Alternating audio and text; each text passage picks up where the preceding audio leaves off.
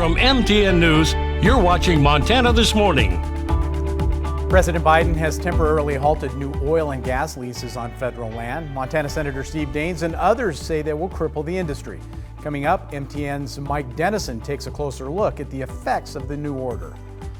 And some lawmakers in Washington are considering a move called reconciliation to push through new coronavirus relief. Coming up, our Joe St. George explains just what that means and how it could work. Meantime, we are at 6:30, heading into the fourth quarter of this Monday edition of Montana This Morning. Chet Lehman, Matt Elwell, Holly Brantley is off today. Interesting weekend in weather. Sounds like the week is just going to kind of continue with that same little bit of pattern. Yeah, it was a nice snow. My kids have each gotten a battery of snow forts around the neighborhood, so I think it was good. Yeah. Certainly in the mountains helping out. Temperatures into the single digits this morning. Today's going to be a pleasant day. It's just chilly early on. The afternoon should warm up pretty nicely as we see partly cloudy skies through the middle part of the day. Daytime highs right into the low 40s. Today is going to be quiet. Most of tomorrow pretty quiet, but by tomorrow evening, we're seeing snow back in the forecast. We're going to talk about the big cool down on the way. That's all coming up in just a little bit. All right, thank you, Matt. Our top story this half hour, a group of companies involved in the exploration and production of oil and natural gas challenging one of President Biden's executive orders that would stop future land leases for those businesses. The Western Energy Alliance filed a complaint against the Biden administration in U.S. District Court in Cheyenne, Wyoming last week. The alliance represents some 200 companies and states that suspension of oil and gas leasing is inconsistent with the Interior Secretary's lawful obligations. According to the group, the Mineral Leasing Act of 1920 requires the Bureau of Land Management to hold lease sales. The Mineral Leasing Act is very clear that each state where there's interest, the Bureau of Land Management shall hold quarterly lease sales. So it's just not something that the president can do. This is not supposed to affect current leases, but a company may have a project, and as they do more exploratory work, they determine that we need to acquire some acreage nearby. If some of that acreage is federal, then their project would be stymied. They wouldn't be able to go forward with that project. Now, in his order, the president says, to the extent consistent with applicable law, the Secretary of Interior shall pause new leases pending a comprehensive review and reconsideration. Well, as President Joe Biden halts the Keystone XL Pipeline and stops oil and gas leasing on federal lands, as we've mentioned, we've heard Republican critics say the president is waging a war on energy and costing Montana and other states thousands of jobs and millions in tax revenue. But what are the actual impacts in Montana of Biden's actions on the pipeline and oil gas leasing? In the first of a two-part series, MTN's Mike Dennison takes a closer look. Make no mistake, canceling the Keystone XL Pipeline will cost Montana some construction jobs and tax revenue. People have been laid off, and a tremendous amount of money spent on pipe manufactured in the United States that now has no place to go. There's been a tremendous amount of investment that has gone into this project. Canadian pipeline developer TC Energy, based in Calgary, says it's laying off 1,000 people, but hasn't said how many are in the U.S. or Montana. Yet environmental review documents and company information give us a good look at the impacts in Montana. The underground pipeline would traverse 285 miles of northeast Montana, from the Port of Morgan to the South Dakota border near Ekalaka. Between 800 and 1,000 workers would be in Montana during the construction phase for anywhere from 9 to 27 months. Many of those workers would be in man camps near Hinsdale, Circle, and Baker. But only 10 to 15% of those workers would be hired locally. And just a handful of local jobs would be needed to maintain the completed pipeline. The lasting revenue impact in Montana, however, would be property taxes paid by TC Energy.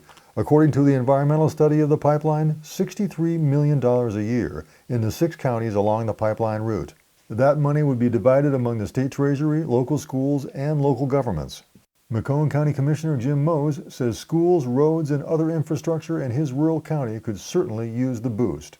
And the pipeline also would have a terminal near Baker that Montana and North Dakota oil producers could use to transport their product southbound. The more options we have, the better price that we can get for Montana crude. Anytime we can do something to increase the value of Montana crude oil, everybody in Montana benefits. But as you can imagine, not everyone agrees that Keystone is a net economic gain for Montana. Whitney Tawney of Montana Conservation Voters says boosting oil development is not a path to prosperity for most of Montana. They should be taking actions to protect our climate, our environment, our water, our public lands. Our economy here in Montana is largely driven by that outdoor recreation economy. And tribes on the Fort Peck Indian Reservation say the pipeline threatens their water supply and that its workforce could be a health threat. Lance Forstar of the Assiniboine Council says at a pipeline work area last spring, he saw numerous people not wearing masks or taking precautions against COVID-19. Forstar believes long-term impacts of the pipeline and oil development will override any financial benefits for the region. And we look at the big picture, and we look at that carbon dioxide emission content in Earth's atmosphere.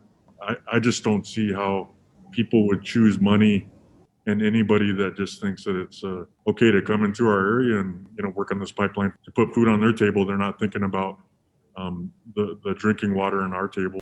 As long as Joe Biden is president, it looks like Keystone XL is done for. Next week, we'll look at Biden's moratorium on oil and gas leasing on federal lands and what that means for Montana. In Helena, Mike Dennison, MTN News.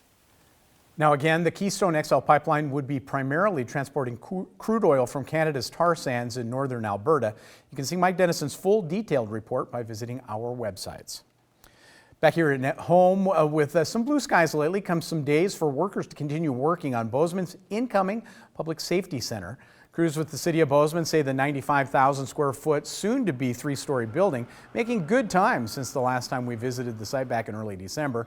Now the building off Rouse Avenue taking shape with crews bringing in structural steel and roofing materials to shape the second and third floors.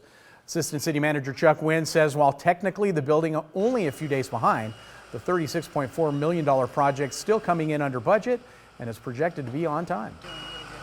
It's a lot of fun to go from lines on paper to actual structure in the field, and we spent a lot of time, months actually, getting ready for this point. Preparing the footings and the foundations. All the steel and the underground utilities is all in place now, and we're at a point now in the project where the metal's going up, the steel's going up. The new Public Safety Center will house a 5-bay fire department with dorm rooms, 3 courtrooms on the second floor with judges and jury chambers, and victims services. Well, President Biden has been busy signing executive orders since taking office, but one item on his agenda still hasn't passed. That's COVID economic relief, which could include more checks for Americans. But that could be passed in the coming days as the Senate prepares to possibly approve a bill using what's known as reconciliation. As Joe St. George shows us, it's a procedural tactic you'll be hearing about a lot more over the next week.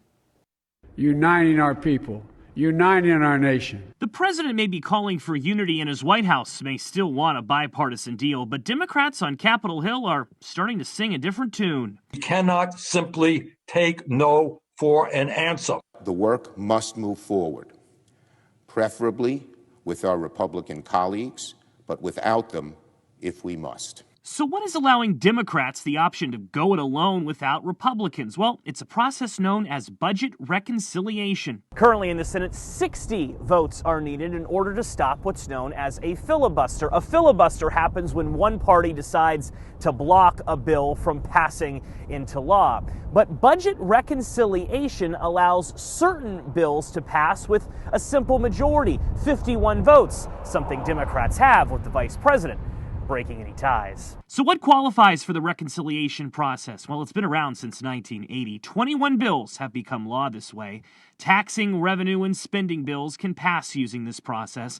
It can't be used to impact Social Security, and it can't increase the federal deficit after 10 years. However, it has a lot of gray area. The Congressional Budget Office and the Senate parliamentarian decide if a bill qualifies to pass this way. The current Senate parliamentarian is Elizabeth McDonough, and we don't know yet whether she thinks President Biden's $1.9 trillion bill qualifies. Some question if raising the minimum wage should require more votes. There have been times in history when Senate leadership has fired the parliamentarian based on their advice and replaced them with someone who shares their view. We know this all sounds complicated, but a lot is at stake. Stimulus checks, raising the minimum wage, but unity may also be at stake if Democrats go at it alone without any Republican votes. In Washington, I'm Joe St. George. And the debate continues. 6:39, we're going to take a quick break. When we come back, Probably remember the temporary fencing around the U.S. Capitol in Washington, put up because of security concerns for the inauguration. Coming up, find out how it could become permanent. But first, here's Anthony Mason with a look at what's coming up at 7 o'clock on CBS This Morning. Good morning. Ahead on CBS This Morning, more than 100 million Americans are waking up to a major winter storm, the biggest to hit the Northeast in years. The latest on where it's headed and how long the snow will fall. Plus, first on CBS This Morning, we'll talk with the editors of a new book highlighting 400 years of African American history, including unknown stories that may have changed the course of history. And Tony Bennett has entertained generations of listeners for decades. Now his family is opening up about a secret it's kept for years, why his loved ones are speaking out now, and how they hope it will help other families. All coming up when we see you at 7.